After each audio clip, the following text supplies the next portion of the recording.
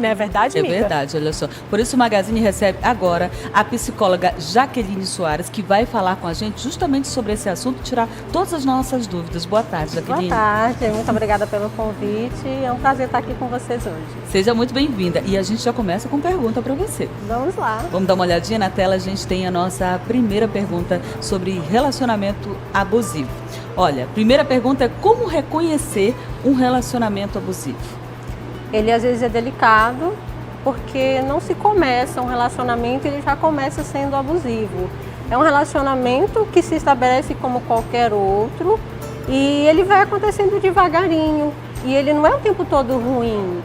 Em dados momentos vai ser positivo, essa pessoa vai chegar, ela vai acolher, ela vai fazer elogios. E aqui eu tenho que ficar de olho.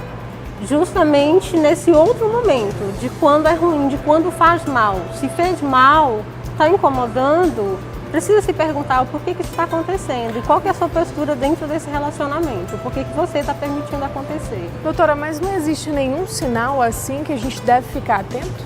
Não tem um sinal que a gente pode falar assim de padrão, porque às vezes é tão delicado. E às vezes, quando a gente entrando na estrutura psicológica, vamos dizer de um delegar função de cuidados. E então é uma pessoa vulnerável, carente, e ela busca esse cuidado nesse outro parceiro que é controlador. Então ele começa com o controle, com o cuidar inicialmente. E na bem da verdade, esse controlador, ele demonstra inicialmente que ele é um prepotente, que ele tem o poder, que ele que tem o controle financeiro da casa, por exemplo. No entanto, por detrás dessa figura agressiva é uma pessoa carente, insegura, medrosa. Então ele tem um prazer em ter poder sobre esse outro, é onde ele vê a parte vulnerável dele nesse outro. Doutora, para a gente entender melhor esse assunto e para você de casa também ficar atento em que situações isso acontece, nós trouxemos um grupo de teatro que vai retratar como são alguns tipos de relacionamentos abusivos. Isso que a gente vai mostrar agora com o Roger e a Stephanie acontece no ambiente domiciliar, ou seja, um relacionamento entre um homem e uma mulher. Amor, que mensagem é essa aqui? Que mensagem? Um tal de Rui. Ah, isso aí é um amigo Você da acha que Ana. coisa de mulher casada ficar falando com homem no WhatsApp? Que você nem conhece. Quem é Rui? Ah, é o professor de CrossFit da CrossFit? Ângela? Que isso? Ah, tá te ligando, Ângela. Deixa eu falar. Oi, Ângela, tudo bem? Sim, ela tá aqui sim. Já passar pra ela. Aproveitando, Ângela, eu vi uma mensagem que o seu personal mandou pra minha esposa. Faz favor, fala pra ele que ela não tem interesse. CrossFit, Ângela. A Lúcia. Dá até vontade de rir. A Lúcia é toda desengonçada, não tem coordenação motora. Vai ser a piada do personal trainer. Não. Faz isso, que a Lúcia não sabe dizer não. Aproveita, fala pra ele não incomodar mais, tá bom? Tchau. Pronto, resolvido. Ela não quis falar comigo, não. É só personal, mas já resolvi. Fica assim não que eu fiz um favor, porque você não conseguiu resolver. Né? Aproveita que eu dei um corte na Ângela e para de falar com essa tua amiga, que ela não é boa influência para você. Tem nada a ver com a nossa amiga. Pensa em coisas mais importantes, Lúcia. O vestido, por exemplo, para hoje à noite, já escolheu? Ai, o jantar de hoje, né? Que cara é essa, Lúcia? Parece que é um sofrimento sair com o teu marido. Eu preciso mesmo. É porque é o jantar de negócios, né, meu amor? Jantar de negócios, exatamente, no meu trabalho. O meu cliente vai levar a esposa dele, né? Não pode ir você acompanhar também? Pelo menos isso. Não esquece, Lúcia, que é o meu trabalho colocar dinheiro aqui nessa casa e paga as suas contas. Amor, eu podia te ajudar com isso. Entreguei uns currículos por aí, Lúcia, eu tava querendo... os teus currículos estão defasados. Vai conseguir o que nesse mercado de trabalho? Olha pra ti, vai conseguir subemprego, é isso. Então é melhor ficar em casa mesmo, tá bom? Agora, quando escolher um vestido para hoje à noite, não escolhe aqueles curtinhos não, tá? Não tem mais idade, olha o teu corpo como tá. Pega a roupa mais discreta, mais longa. E passa depois do trabalho para te buscar. Tchau. Que situação, né, Mica? Coisas que acontecem ali no nosso dia a dia e a gente não percebe que se trata de um relacionamento abusivo, né, Verdade, doutora? agradecer o Roger e a Stephanie que fizeram a cena pra gente. Uma cena que parece cena de filme, seja cena de novela, mas que infelizmente Quem nunca presenciou? E às vezes a gente até diz, não, eu acho que isso é uma DR. Agora, doutora, me diga uma coisa, muitas pessoas passam por isso, só que elas não conseguem pôr um fim na relação, é muito difícil para elas terminar esse relacionamento. O que fazer então? Então, o que acontece? Se isso acontece e mantém, é porque ela delega função psicológica de cuidado para ele. Né? O ator, ele interpreta um papel de uma pessoa controladora. E ela, em nenhum momento, consegue se colocar. Ela delega essa função para ele. Ela então, vai se estabelecendo, vai ficando. De certa forma, é confortável para ela, porque ele faz tudo. Ele trabalha, ele decide a roupa que ela vai usar, ele decide o que ela vai fazer ou não. Algumas relações, elas vão durar a vida toda assim, quando fica só na viés psicológico desse delegar cuidado. Agora, se esse outro está tendo sofrimento, ele não está conseguindo escolher por ele mesmo, ele está se sentindo diminuído, desvalorizado, humilhado, aí sim a gente já vai pensar numa questão de abuso, sim, e a gente orienta que seja uma busca de atendimento psicológico. Eu queria até fazer uma pergunta. Muitas vezes, uma terceira pessoa, quem está fora dessa relação, acaba percebendo antes do que, no caso, uma dessas peças da relação, que aquilo dali é um relacionamento abusivo. Às vezes numa explosão no almoço de família, né, ou no encontro com os amigos, a amiga tenta alertar, ou alguém da família, e nem sempre isso é aceito, né? O que fazer também para quem está de fora dessa relação e que acredita que isso pode terminar de repente até numa violência? Nas relações que a gente estabelece, é claro que as relações de amizades também. Quando tem uma pessoa próxima da família, uma amiga que consegue perceber e pontuar isso, porque em dados momentos ela vai reclamar também, poxa, eu já não visto o que eu gosto mais. Ai, nossa, amigo, eu tô me sentindo tão feia, ele tá sempre me criticando, tô me sentindo gorda, ou nada que eu visto acho que fica bom em mim, acho que eu não levo jeito para nada mesmo. E essa outra pessoa, ela pode, olha, você já percebeu que tem um abuso, um excesso nessa forma que ele pontua para ti? Então, o primeiro ponto é ter conscientização de que isso está acontecendo. E quando vem esse outro de fora e consegue trazer esse diálogo, facilita para ela visualizar e dar o primeiro passo em uma nova forma de se colocar diante dessa figura. Mas a questão é, doutora, vocês estavam falando, eu estava visualizando uma situação que eu presenciei, que eu fiquei bastante chocada e tive que interferir realmente. Não deixar aquele ditado tomar conta. Briga de marido e mulher, ninguém mete a colher. Eu fui lá e tive que interferir para justamente não causar não só danos psicológicos, mas também físicos também. Por isso que a gente acabou interferindo dessa forma e chamando a polícia. A gente sabe que a violência doméstica é um ciclo, né? E justamente começa com essas pequenas atitudes que a gente viu esse grupo encenar aqui, dando palpite na roupa, privando essa mulher de sair com os amigos, justamente com essas pessoas que acabam alertando, colocando ali na cabeça dela que isso está errado, e ela acaba também, de certa forma, tentando se defender, e aí ele começa a perceber que tem gente interferindo nisso, né? Os que são agressivos fisicamente, inicialmente eles já mostram isso. Geralmente numa cena de ciúme, um momento em que essa parceira ela não concordou com algo que ele diz, é algo repentino. No início, bem no início do relacionamento, ele já mostra comportamentos agressivos. Então vai ter essa esfera diferente do que vai fazer, vai ter agressividade física e do que vai ficar só na agressividade psicológica. Que ela vai ser mais sucinta, ela vai ser mais devagarinho, né? E em dados momentos, mas eu tô aqui, o trabalho é pra gente, o que eu faço é pra gente, você é tudo pra mim, eu não vivo sem você, eu briguei porque eu fiquei com muitos ciúmes, eu achei que ele estava olhando muito pra você. Ele consegue alimentar essa relação. E quando a gente volta lá para a questão da agressividade física, ele vai estar sempre, é porque ele bebeu, é porque ela é vagabunda, é porque ele não respeita. O perfil de funcionamento dessa pessoa vai ser diferente. Tá muito próximo ali, né? Quando a gente imagina, eu também pensei a mesma coisa que ela pensou a respeito de um relacionamento abusivo, e agora a senhora nos traz esse ponto que é importantíssimo, que fala de que os dois estão concordando com aquela relação, por algum motivo, por comodismo, às vezes o lado mais fraco que está, né, sendo ali a vítima, está concordando com aquilo de alguma forma. Então é permissivo também. Ele precisa, ou ela precisa, né, querer sair dessa relação.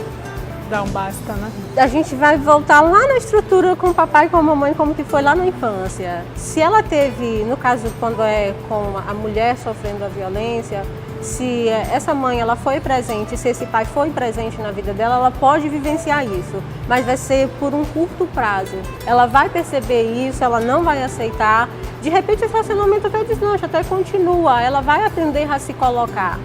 Mas se lá atrás ela vivenciou isso na casa dela, o pai é agressivo com a mãe, por exemplo, era natural, era normal, então é normal que o marido a trate assim, ela não conhece uma outra forma de se comportar. Envolve muita coisa, né, doutora? Mas essa situação não acontece só entre homem e mulher como casal. Também pode acontecer, sabe onde?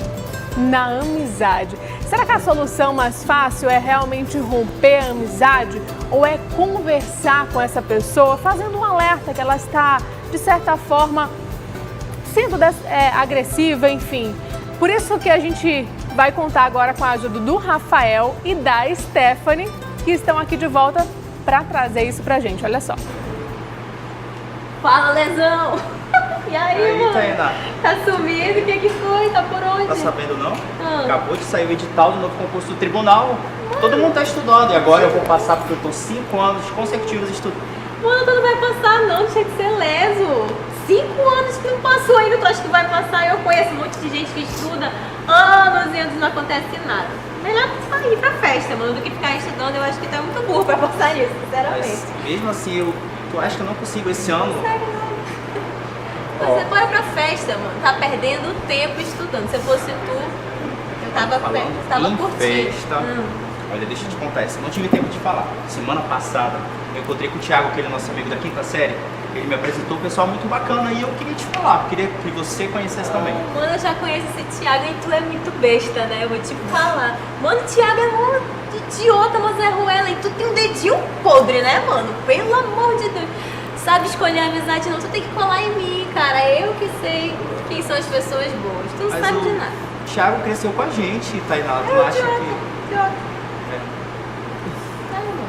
Mas eu, na verdade, eu só queria me animar porque eu finalizei o relacionamento, você sabe, né? Que eu e minha namorada a gente não deu mais certo. E só queria extravasar, fazer alguma coisa diferente. Inclusive, eu quero te convidar, se você quiser pegar um cinema, fazer alguma coisa hoje, a gente reúne o pessoal.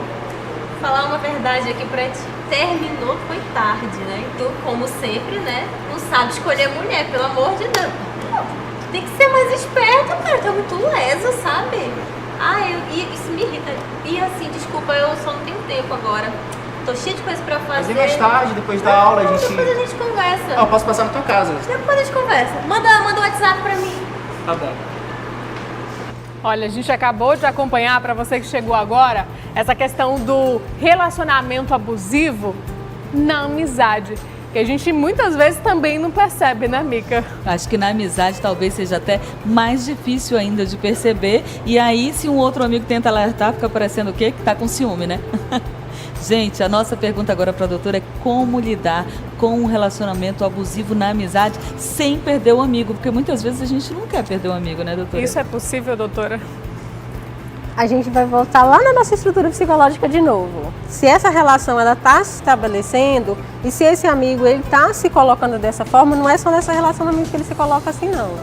Ele vai entrar em outras relações que ele vai estar permitindo que o outro oriente o que ele faz, o que ele não faz, o que ele é, o que ele não é. Na estrutura dele ficou uma falha onde ele não consegue se colocar, onde ele não consegue decidir por si só. Ele precisa da aprovação desse outro. E aí ele estabelece uma relação tóxica, que aí vem esse outro para falar que ele é burro, que ele não consegue, que ele está perdendo tempo. E ele começa a se questionar e se vê realmente assim. Como qualquer uma outra relação que for tóxica, que a gente for pensar num dano psicológico, uma violência psicológica, vai estar sempre nessa atmosfera, não vai fechar apenas em uma atmosfera, não. Agora, se você percebeu que aquilo está acontecendo e não é mais conivente com essa situação. E você conversa com esse amigo que te tratava dessa forma. Será que isso aqui vale a pena dar uma segunda chance, que essa pessoa pode mudar essa relação também? Pode deixar de ser tão agressivo, tão abusivo? Sim, porque quem precisa mudar a postura é quem está sofrendo. E a partir do momento que ele muda a postura, ele não permite que esse outro trate assim mais. Importante. Ele vai conseguir se colocar, indiferente da relação que ele tiver inserido. Aí foi quando a gente, né, volta no ponto.